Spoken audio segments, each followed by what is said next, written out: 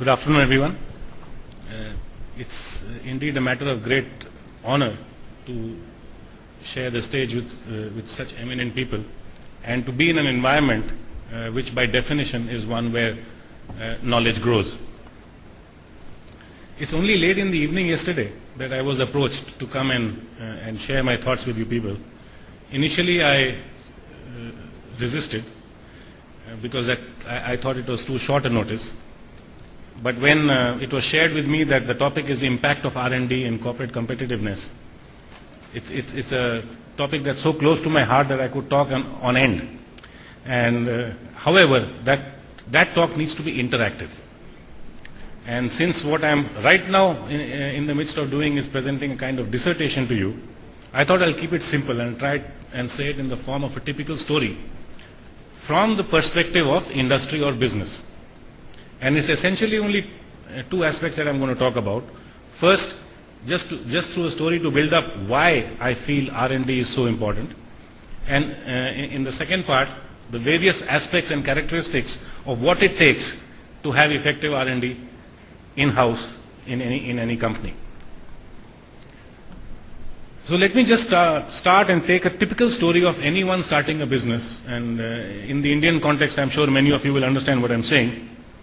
And most typically, in random order, somebody wanting to start a business gets a technology from somewhere. I mean, you either pay for it or even steal it or share it. Then you raise some money and you set up an industry. And so simply put, if you set up such an industry, typically the benefits that you have brought to the table are things like maybe some cost benefit, maybe some convenience, and perhaps if you are doing this for another larger business, you are contributing to risk mitigation of that particular business. And in this manner, it doesn't matter what kind of business you started. It could be soaps, it could be a BPO, it could be potato chips, it could be CDs, it could be anything, it could be clothes, it could be a laundry. I mean, there's no end to it. And you could start a business. Then what happens over a period of time? After some time, we see the following happening, again in random order. Competition starts creeping in. Consolidation starts. By what I mean by consolidation is that, let's take a typical example, and since it's so true in Delhi. If you go back about 2 decades ago, almost every second business family in Delhi was involved in the clothes business in some manner, either wholesale or retail. Then over a period of time with, let's say, the possibilities of exports increasing, people started making garments in an organized manner. Then they started growing larger in size. And when they start growing larger in size, either through competition or through amalgamation, they eat up the smaller players. So that's one example of consolidation. Then you could have restructuring, you could have downsizing. If something was a good reason for someone in the past to set you up as a servicing ancillary to you, some years later that company might just be in a tight financial situation and deem it fit to get rid of you. And that's what the risk mitigation that I spoke about earlier. We could have commoditization. That means if you started making something a few years ago, in due course of time everybody starts making it, there is no differentiation, and the price of the product that you are making is purely governed by demand-supply balance. And in most cases, unless you have been very careful, your margin goes away and you start losing money. There could be obsolescence, which is connected to the same. And something which perhaps is not very obvious to most people is what I call the area of attrition and the declining ability to attract and retain the right kind of talent. So if I start a small industry, let's just imagine Moser-Behr about 10 years ago, 11 years ago. Moser-Behr started making CDs. Moser-Behr learned how to make CDs through some technology acquired from Japanese companies. Already Moser-Behr by the year 2003 witnessed a threat of attrition, because on the global scale a new plant was set up in Dubai and they wanted trained people to run their plant. And when they look around, they see other than Taiwan and China, The newest factory is a factory called Mozabeer in India. People have been trained. Let me pay them more money and pull them away. So that's what I mean by attrition. And unless you have something exciting going on in your company, your ability to replace attrition with new talent, which now needs to be somewhat trained, will be very poor unless you have some excitement to attract them. In all this, very soon you realize that you're in deep debt. Raising further money is not very easy, and if you're not careful, your business will wind down. If this is a typical story, how could it have been different? One answer to most of these problems that I have spoken about is the fact that in my typical story, this company did not have any uniqueness about it, did not have any USP about it, and did not have any barrier to entry. And barrier to entry can be many kinds, but in the context of R&D, if I am doing something complex, difficult to do, and if I am doing it fast enough, then it is that much more difficult for people to copy or displace me. In other words, if R&D is set in, then we can mitigate or vitiate most of these problems. So let's now talk about R&D. Why is it not very easy to set up R&D? So some characteristics of R&D, again in random order. If a business is far more focused on making quick bucks as against steady bucks, then the business is unlikely to set up R&D. Because by definition, R&D calls for a lot of patience. What you invest in terms of time, money and resource today is likely to bear dividend 2, 3, 4 years down the line, depending on the extent, the nature of R&D you're doing. And not many people have this kind of staying power. Also, next step, in almost any working environment, you see a lot of frenetic activity. You see a lot of departments and processes. You have logistics, you have commercial, you have finance, you have production, and so on and so forth. There's a lot of doing going on. Very rarely in these busy companies is there a culture of people sitting and doing deep thinking in detail. And because in the DNA of a company, unless this aspect of the culture is set in, it is very difficult to imagine an R&D kind of environment over there. So R&D is thinking versus doing. It's much more about knowledge. So whereas on the one hand, we are talking about the company culture where the company needs to be willing to invest this kind of apparently relaxed time where you're doing nothing but thinking. On the other hand, you need resource of the kind that has in-depth detailed knowledge of the subject, that is willing to do this kind of slow and steady, thorough, meticulous game. Historically, as Mr. Ghosh rightly said, most of such bright minds on graduation used to leave for the US, for the West, simply because this environment was not available in India.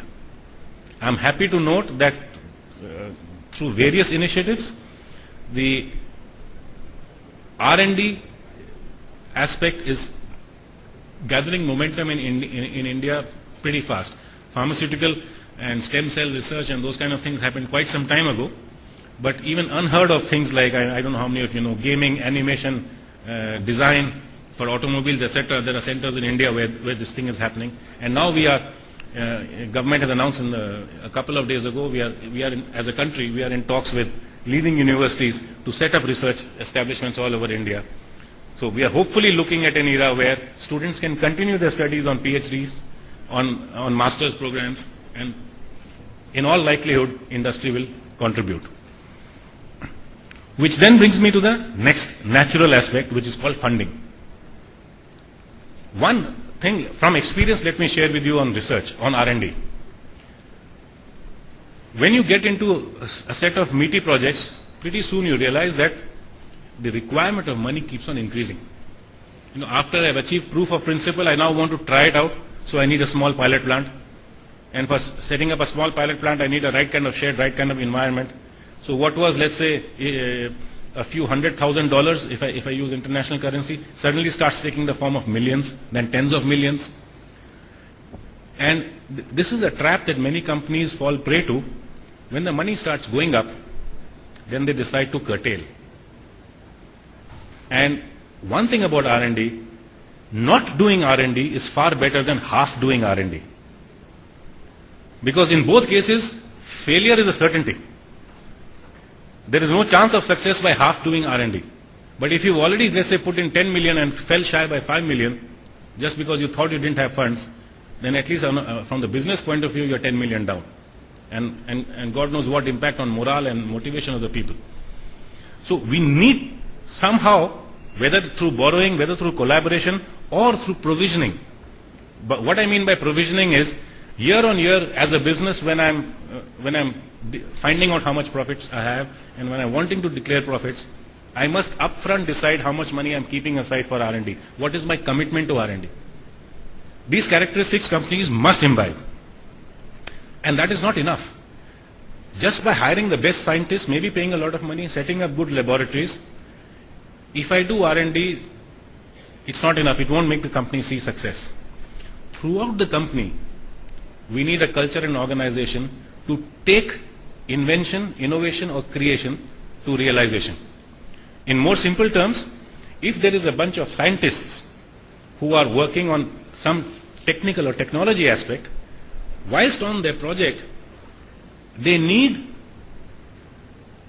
fairly high value feedback from the consumer, from the end consumer point of view, or the end user of whatever they are trying to innovate, so that they can build it into their innovation program. So along with R&D, you need people research kind of organization. Then in your marketing department, you need a separate team who is focused on taking these new ideas, thoroughly testing them, and the slow and steady kind as against the fast and furious. You need a section of the finance department of the organization which does not have bean counters on its roles, which does not have those kind of people who just keep reminding you how much money you're spending and how you need to stop. You need people with the investment mindset who know how to derive long-term ROI. You need a CEO or a leader who either is two kinds of people or recruit somebody else to be a second kind of person. Because for presiding over reviews and meetings and demanding accountability for operations is one kind of mindset, and for demanding accountability and checking milestones in an R&D is a completely different kind of mindset. If the same rule is applied to both, only one of them will be a success, the other won't. So these are some aspects about what R&D, what a company needs to do to ensure that the R&D that they have is successful. Next, people management. You assess people, you give them increments at the end of the year, you give them promotions and so on and so forth. There is one set of rules that applies to general operations and business. If you try applying the same rules to the R&D space, you're likely to fail, because there are different motivators, different triggers for scientists. And very simply put, if a person loves to be a scientist, and if as an organization you haven't taken care of it, very soon you'll promote him out of being a scientist. And both that person and the organization will lose. So these are challenges in front of an organization which they have to look out for. Cross-pollination is the next thing I want to talk about. Right? If I have an R&D cell in my organization, what R&D should I be focusing on? And by cross-pollination, just to cut a long story short, for me an ideal setup is there needs to be a fund and a team that is doing basic research. Basic research means play around in very simple terms. Could be materials, could be properties, could be chemistry for the heck of chemistry, but just play around, and there's a fund for it. Then there is a second cell, which the term I use is business-led research. The business has identified a problem or a need in the market, in response to which there is a team of scientists working. And the third is far more real-time, which is development, where to a large extent the breakthrough has happened. It's the act of commercializing the invention into regular operations. The three need to coexist, and there needs to be a mechanism by which, and again in very simple terms, a mechanism means, let's say you take all these scientists on an off-site, spend 3-4 days, they share progress with each other, and someone from basic research says, for example, I have discovered a material with the following properties, I don't know what to do with it.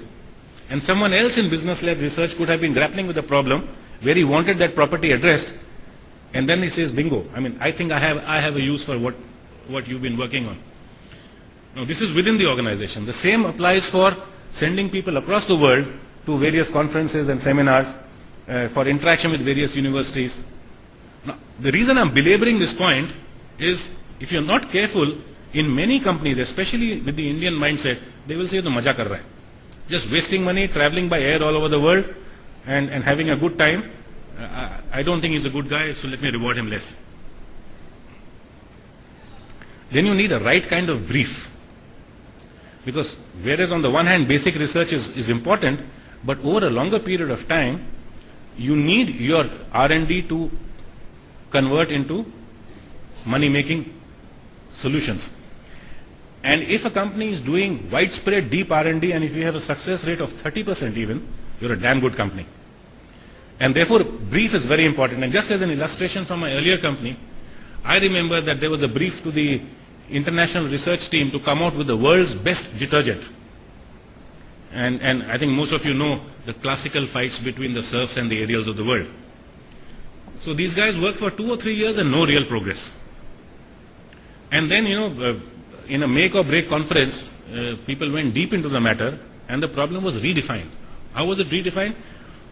In the first place, the need for a world's best detergent stemmed from the fact that white shirts over a period of time tended to become dull. They lost their whiteness. And why did they lose their whiteness? So a little bit of side research showed that especially in dusty countries like India, there are tiny dust particles in the atmosphere which enter the pores of your fabric and which therefore affect the ability of the fabric to reflect light, and the reflecting light is brightness. So the brief was redefined from find the best detergent in the world to find a solution for removing particulate soil from fabric. Now after 2 years later, an invention happened. So the brief is very important. And if the brief is very carefully thought out, chances of success are higher. Though this is not universally true. There is, for example, there has been one problem that the world has been facing ever since mankind came into existence. And the brief is very precise. It says, what do women really want? And there has been no hope of success. And people keep on trying. But that was just a flippant aside. The last thing that I wanted to speak about was intellectual property, but I will not because Mr. Ghosh has dealt with that, with it in great detail. I plan to stop now, and I hope that I have been able to at least say enough to give rise to some questions which I look forward to answering. Thanks a lot.